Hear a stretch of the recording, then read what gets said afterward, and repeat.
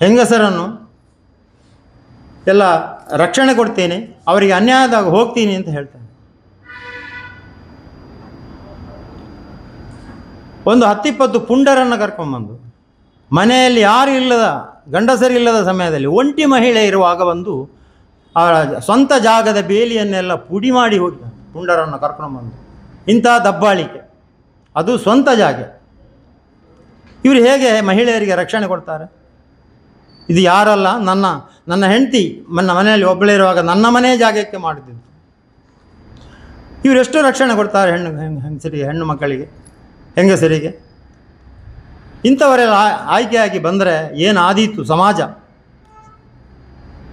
ಎಷ್ಟೋ ಜನರಿಗೆ ಅನ್ಯಾಯ ಆಗಿದೆ, ಕೆಲವು ಯಾರು ಹೇಳುವುದಿಲ್ಲ, ಹೇಳಲಿಕ್ಕೆ ಹಿಂಜರಿತಾರೆ.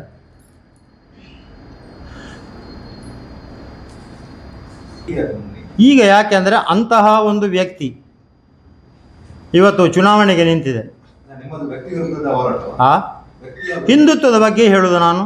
ಮತ್ತು ಅದು ನಾನು ಹಿಂದುತ್ವ ಅಂತ ಹೇಳ್ತಾ ಇದ್ದಾರೆ ಅವರು. ಹಿಂದೂಗಳಿಗೆ, ಹಿಂದೂ ದೇವಸ್ಥಾನಕ್ಕೆ ಅನ್ಯಾಯ ಮಾಡಿದ್ದಾರೆ. ಒಬ್ಬ ಹಿಂದೂ ಅರ್ಚಕನಿಗೆ ಸಾರ್ವಜನಿಕವಾಗಿ ಬೈದಿದ್ದಾರೆ. ಇದು ಹಿಂದುತ್ವ ಅಂತ ಹೇಳೋದು. ಅವ ಹಿಂದೂ ಆಗಿದ್ದರೆ ಹಾಗೆ ಹೇಳ್ಬೋದಾ ಅಂತ. ಯಾವಾಗ? ಆಗ ಇಂಥ ಪರಿಸ್ಥಿತಿ ಬರಲಿಲ್ಲ, ಚುನಾವಣೆಗೆ ನಿರಲಿಲ್ಲ. ಈಗ ಚುನಾವಣೆಯಲ್ಲಿ ನಿಲ್ತಾ ಇದ್ದಾರೆ. ಅವರ ಇನ್ನೊಂದು ಮುಖವನ್ನು ನಾನು ಈ ಸಂದರ್ಭದಲ್ಲಿ ಹೇಳಲೇಬೇಕಾಗ್ತದೆ. ನಾನು ಸುಮಾರು ಸಲ ಕೆಲವರಿಗೆಲ್ಲ ಹೇಳಿದೆ, ನನಗೆ ಯಾರು ನ್ಯಾಯ ಕೊಡಲಿಲ್ಲ. ಅಂಥವರಿಗೆ ಕೊಡಬಾರ್ದು. ಅದು ಜನಗಳೇ ತೀರ್ಮಾನ ಮಾಡಬೇಕು, ಬೇಕಾ ಬೇಡವಾ ಅಂತ. ಇಂತಹ ವ್ಯಕ್ತಿಗೆ ನಾವು ಕೊಡ್ಬೋದಾ ಏನು? ಜನಗಳೇ ತೀರ್ಮಾನ ಮಾಡಬೇಕಿದ್ದು. ಆ ವ್ಯಕ್ತಿಯ ಮುಖ ಇನ್ನೊಂದು ಮುಖ ಹೀಗೆ ಅಂತ ನಾನು ಹೇಳೋದು. ಒಂದು ನನ್ನ ಬೇಲಿ ಪುಡಿ ಮಾಡಿದ್ದಕ್ಕೆ ಕಂಪ್ಲೇಂಟ್ ಕೊಟ್ಟಿದೆ.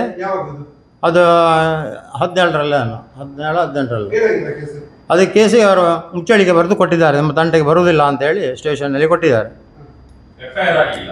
FIR ಆಗಲಿಲ್ಲ. ಒಂಥರ ಮುಚ್ಚಳಿಗೆ ಬರೆದು ಕೊಟ್ಟಿದ್ದಾರೆ. ನನ್ನ ಕೇಸ್ ಅದೊಂದೇ. ಮತ್ತು ಬೇರೆಲ್ಲ ಕಂಪ್ಲೇಂಟ್ ಎಲ್ಲ ಕೆಲವು ಕೊಟ್ಟಿದ್ದೆ ನಾನು, ಅದನ್ನೆಲ್ಲ ಮುಚ್ಚಿ ಹಾಕ್ತಾರೆ. ಮತ್ತೆಲ್ಲ ಸರ್ಕಾರ ಅವನ ಮೇಲೆ ಮಾಡಿದ್ದು, ನಾನು ಮಾಡಿದ್ದಲ್ಲ. ಆರೋಪ ನಾನು ಕಂಪ್ಲೇಂಟ್ ಸುಮಾರು ಕೊಟ್ಟಿದ್ದೇನೆ. ನನಗೆ ತೊಂದರೆ ಆಗುವಾಗ ನಾನು ಕಂಪ್ಲೇಂಟ್ ಕೊಟ್ಟಿದ್ದೇನೆ. ಯಾವುದು ಆ್ಯಕ್ಷನ್ ಯಾರು ಮಾಡಲಿಲ್ಲ, ಯಾರು ನನಗೆ ಸಹಾಯಕ್ಕೆ ಬರಲಿಲ್ಲ. ನನಗೆ ಸಹಾಯಕ್ಕೆ ಬಂದದ್ದು ಕಾನೂನು ಮತ್ತು ದೇವರು ಮಾತ್ರ. ಯಾರು ಸಹಾಯಕ್ಕೆ ನನಗೆ ಬರಲಿಲ್ಲ. ಅವಮಾನ, ಹಿಂದೂ ದೇವಸ್ಥಾನಕ್ಕೆ ಅವಮಾನ, ಆ ದೇವಸ್ಥಾನದ ಪಾವಿತ್ರ್ಯಕ್ಕೆ ಧಕ್ಕೆ ಇತ್ತು. ಯಾಕೆ ನಂಬುವುದು ದೇವರನ್ನು ನಾವು ಹಿಂದೂಗಳು?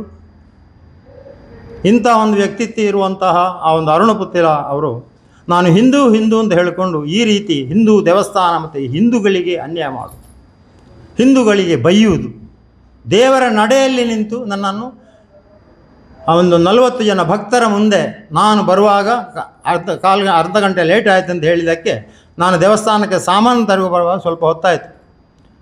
ಅದಕ್ಕೆ ನನಗೆ ಬೈದಿದ್ದಾನೆ. 40 ಜನರು ಇದ್ದರು ಭಕ್ತರು, ಅವರ ಮುಂದೆ ನಡೆಯಲ್ಲೇ ನನಗೆ ಬಾಗಿಲು ತೆಗೆದಿದ್ದೇನೆ, ನಡೆಯಲ್ಲಿ ನಿಂತುಕೊಂಡು ನನಗೆ ಬೈತಾ ಇದ್ದಾನೆ. ಯಾರು ಊರಿನವರು ಮಾತಾಡೋದಿಲ್ಲ. ಅವನೇ ಮಾತಾಡಿದರೆ ಅವರಿಗೆ ಬೆದರಿಕೆ ಹಾಕ್ತಾನೆ. ಯಾರು ಮಾತಾಡಲಿಲ್ಲ. ಇಂತಹ ಒಂದು ವ್ಯಕ್ತಿ, ದೇವರು ಹಿರಿಯರು ಯಾರು ಈಗ ಗೌರವ ಕೊಡದಂತಹ ವ್ಯಕ್ತಿ ಇವತ್ತು ಇವನು ಹಿಂದೂ ಮುಖಂಡ ಅಂತ ಹೇಳಿಕೊಂಡು ಚುನಾವಣೆಗೆ ನಿಂತಿದ್ದಾರೆ. ಈ ಮುಖ ಎಲ್ಲರಿಗೂ ಗೊತ್ತಿಲ್ಲ ಇವರು. ಇದನ್ನು ನಾನು ಇವತ್ತು ಪತ್ರಿಕಾದ್ಯಮದಲ್ಲಿ ನಾನು ಹೇಳಬೇಕು ಅಂತ ನಾನು ಬಂದದ್ದು. ನನ್ನನ್ನು ಯಾರು ಕಳಿಸಿದ್ದು ಅಲ್ಲ, ನಾನಾಗಿಯೇ ಬಂದು ಹೇಳ್ತಾ ಇರೋದು. ಅವನ ಇನ್ನೊಂದು ಮುಖವನ್ನು ತೋರಿಸ್ತಾ ಇರೋದು. ಇಷ್ಟು ಮಾತ್ರ ಅಲ್ಲ, ತಂತ್ರಿಗಳು, ದೈವಜ್ಞರು, ವಾಸ್ತುಶಿಲ್ಪಿಯವರು ಇವರೆಲ್ಲ ಹೇಳಿದರು, ಇಷ್ಟವರೆಗೆ ಮಾಡಿದ್ದ ಸರಿ ಉಂಟಾ ಅಂತ ನೋಡುವ, ಒಂದು ಸಣ್ಣ ಪ್ರಶ್ನೆ ಇಡುವ ಅಂತ. ಇವರ ಯಾರ ಮಾತನ್ನು ಧಿಕ್ಕರಿಸಿ, ಎಲ್ಲರ ಮಾತನ್ನು ಧಿಕ್ಕರಿಸಿ ನಾವು ಹೇಳಿದ್ದೇ ತೀರ್ಮಾನ, ನಾವು ಊರಿನವರು ಹೇಳಿದ್ದೇ ತೀರ್ಮಾನ ಅಂತ ಹೇಳ್ಕೊಂಡು ನೀವು ಯಾವ ಪ್ರಶ್ನೆ ಇಡೋದು ಬೇಡ ಅಂತ ಹೇಳಿದ್ರು. ಹಾಗಾದರೆ ಹಿರಿಯರಿಗೆ ಏನು ಬೆಲೆ? ಒಂದು ದೇವಸ್ಥಾನದಲ್ಲಿ ತಂತ್ರಿಗಳು, ದೈವಜ್ಞರು, ಇವರಿಗೆಲ್ಲ ಒಳ್ಳೆ ಬೆಲೆ ಇರ್ತದೆ. ಶಿಲ್ಪಿಗಳು ಇವರೆಲ್ಲ, ಇವರ ಮಾತನ್ನು ಧಿಕ್ಕರಿಸಿ ಎಷ್ಟು ಅಹಂಕಾರ! ಇದು ಒಂದು ಹಿಂದೂ ಆಗಿ ಹಿಂದೂ ದೇವಸ್ಥಾನದಲ್ಲಿ ಮಾಡುವಂತಹ ಒಂದು ಕೆಲಸವಾಯಿತು. ಇಂಥವನನ್ನು ಹಿಂದೂ ಅಂತ ಹೇಳಬಹುದಾ?